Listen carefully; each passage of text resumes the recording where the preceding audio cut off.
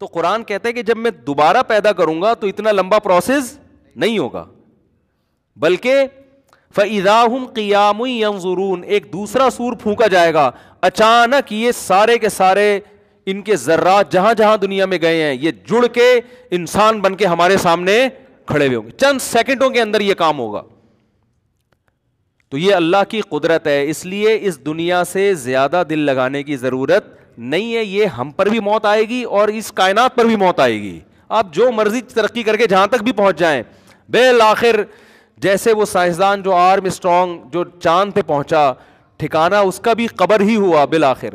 تو یہ کائنات ترقی کرتے کرتے جہاں تک بھی پہنچے گی, اللہ یہ بتا دے گا کہ یہ ہے مسافر خانہ, یہ دل لگانے کی جگہ نہیں ہے. چھوٹے چھوٹے سیلاب آتے رہے ہیں نا, تو اب بڑی قیامت آئے گی اور یہ زمین آسمان کو میں توڑ کے بالکل برابر کر دوں گا. فَيَذَرُهَا قَاعًا صَفْصَفًا, قرآن کہتا ہے چٹیل میدان بنا دوں گا میں. آپ پہاڑوں کی طرف جاؤ نا کبھی, جب آپ اسلام آباد سے آگے جاتے ہیں نا تو پہاڑوں کا سلسلہ شروع ہوتا ہے, پھر ایسے پہاڑ کے ہر اگلا پہاڑ پچھلے پہاڑ سے اونچا ہی ہوتا ہے. آدمی کہتا ہے یہ کب جا کے ختم ہوگا, گلگت کی طرف جائیں, کوہستان کی طرف جائیں, ایک پہاڑ کے اوپر دوسرا پہاڑ, پھر اس کے اوپر تیسرا پہاڑ. میں 10-12 سال پرانی بات ہے, داریل گاؤں جس کے میں نے ولاگ نہیں بنایا تھا, وہاں سے ہم گلگت کی طرف جا رہے تھے. بہت اونچے اونچے پہاڑ ہیں, یعنی بائی روڈ جا رہے تھے, تو پہاڑ پہ پہاڑ پہاڑ پہ پہاڑ. میں نے ان سے کہا یار یہ کیا ہے, یہ ایسے ڈرونے نا, اور رات کا وقت تھا, سردی بھی تھی ٹھیک ٹھاک. آگے مجھے ایک نظر آیا بادل, میں نے کہا یار یہ کالی گھٹا آ رہی ہے نا, اتنا اونچا بادل نظر آیا. وہ جب ہم نے تھوڑی روشنی ماری تو پتا چلا یہ بھی پہاڑ ہے, یہ بادل نہیں ہے, وہ ننگا پربت کی پہاڑیاں ہیں, وہ سلسلہ وہاں سے شروع ہوتا. اتنے اونچے اونچے پہاڑ. تو قرآن کہہ رہے یہ جو اتنے وزنی پہاڑ زمین پہ, اچھا پہاڑ جو ہے نا جتنا زمین سے اوپر ہوتا ہے اتنی اس سے زیادہ زمین کے اندر ہوتا ہے, یہ اس کی جڑیں ہوتی ہیں باقاعدہ, اس سے زیادہ زمین کے اندر ہوتا ہے. جو قرآن نے کہا نا کیل کی طرح گاڑ دیا ہے, تو کیل کا اوپر حصہ کم ہوتا ہے, اندر حصہ زیادہ ہوتا ہے, تو ایسے اللہ نے کیلوں کی طرح گاڑا ہوا ہے ان کو. تو اتنے اونچے اونچے اونچے اونچے پہاڑ ایسے ڈرونے کھانے والے نہیں ہوتے. تو قرآن کیا کہہ رہا ہے, ایک زوردار آواز ہوگی اور یہ سارے, تو سوچو وہ پاور کتنی, آواز سے کسی چیز کو توڑنا پھوڑنا آسان. آپ جتنا زور سے چیخیں, آپ جتنا گلا پھاڑ کے بات کریں, شیشہ نہیں ٹوٹے گا اس سے. آپ جائیں نا کسی شیشے کے پاس جا کے ہو کرتے رہے, معمولی سا کانچ بھی نہیں ٹوٹے گا, آپ کا گلا پھٹ جائے گا, ٹھیک ہے نا. بیوی پریشان ہو جائے گی, کیا ہو رہا ہے بھائی تجھے, چیزیں نہیں ٹوٹیں گی. آپ کی بیگم بھی چیختی ہوں گی, کبھی ٹوٹا کچھ؟ سبھی چیختے ہیں آج کل, مرد بھی چیختے ہیں, عورتیں بھی چیختی ہیں, بچے بھی چیختے ہیں. گھروں میں ماحول ہی ماشاءاللہ یہی چل رہا ہے چیخو پکار کا. برداشت تو مارکیٹ سے کیا ہو گئی ہے, شارٹ ہو گئی ہے. تو لیکن اٹھا کے توڑنا پڑتا ہے غصے میں.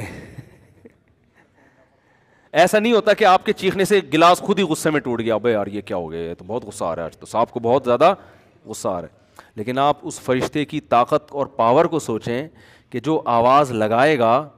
ہم پڑھتے ہیں نا کہ فرشتے نے آواز ماری اور قوم عاد قوم سمود کے کلیجے پھٹ گئے. تو اللہ کہتے ہیں یہ تو ایک قوم کے کلیجے پھٹے ہیں, ایسی زوردار فرشتے کی آواز ہوگی کہ یہ اتنے بڑے بڑے ماؤنٹ ایورسٹ کی پہاڑیاں, کیٹو کی پہاڑیاں ایسے دھماکے سے پھٹیں گی یہ. اور فَيَذَرُهَا قَاعًا صَفْصَفًا لَا تَرَىٰ فِيهَا عِوَجًا وَلَا أَمْتًا, ایسے زمین کو اللہ ہموار کر کے چٹیل بنا دے گا, اتنی بڑی تباہی آئے گی. تو اللہ کی قدرت تو بھائی ابھی ہم نے دیکھی ہے نہیں.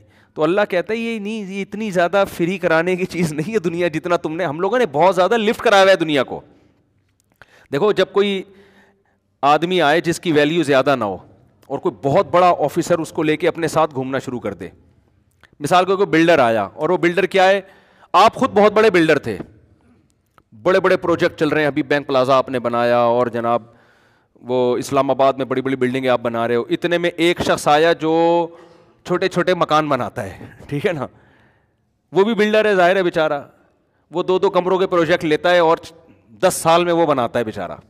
اب بڑا بلڈر آیا, اس چھوٹے بلڈر, اس کو نہیں پتا یہ بلڈر چھوٹا ہے, اس کو بڑا پروٹوکول ہے, سر آپ مجھے بھی مشورہ دیجیے, سر آپ بتائیے چائے پئیں گے کیا پئیں گے, بیٹھے گے. وہ سمجھ رہا ہے کہ یہ بہت بڑی فلم ہے.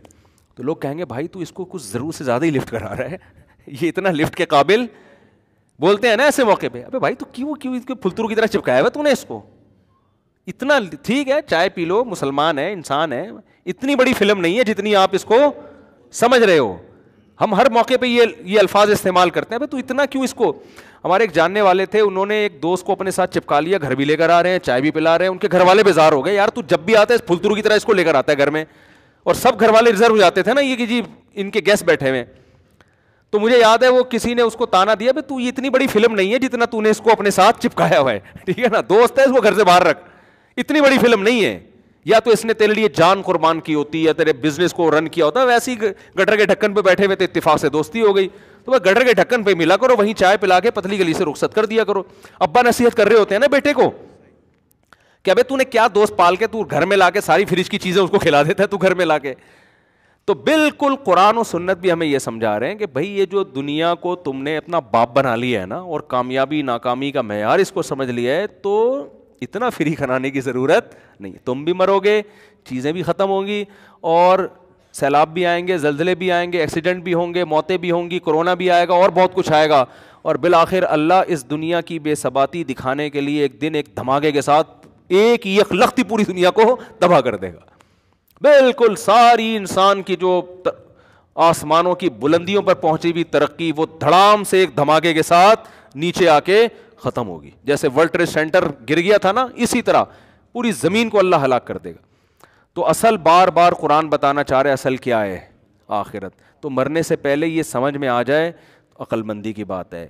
نہیں سمجھ میں آ رہا تو مرنے کے بعد سمجھ میں تو آئے گا مگر فائدہ نہیں ہوگا. ایک بوڑھے آدمی کو کسی نے, ان کو خشک میوہ کھانے کا بہت شوق تھا نا, خشک میوہ کھانے کا بہت شوق تھا, لیکن پیسے نہیں تھے, بیچارہ غریب آدمی تھا. تو پیسہ اکثر لوگوں کے پاس بڑھاپے میں آتا ہے ٹھیک ہے نا.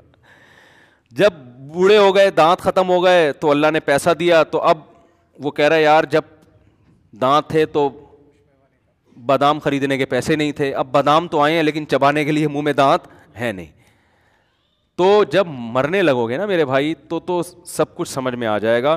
لیکن انسان کہے گا, اللہ کہیں گے کہ جب تک میں نے دکھایا نہیں تھا توبہ کا موقع تھا, اب دکھا تو دیا ہے, ایمان تو لے آؤ گے سب, لیکن اب عمل کا موقع ختم ہو گیا ہے. تو اللہ اس وقت سے پہلے ہمیں سدھرنے کی توفیق عطا فرما دے.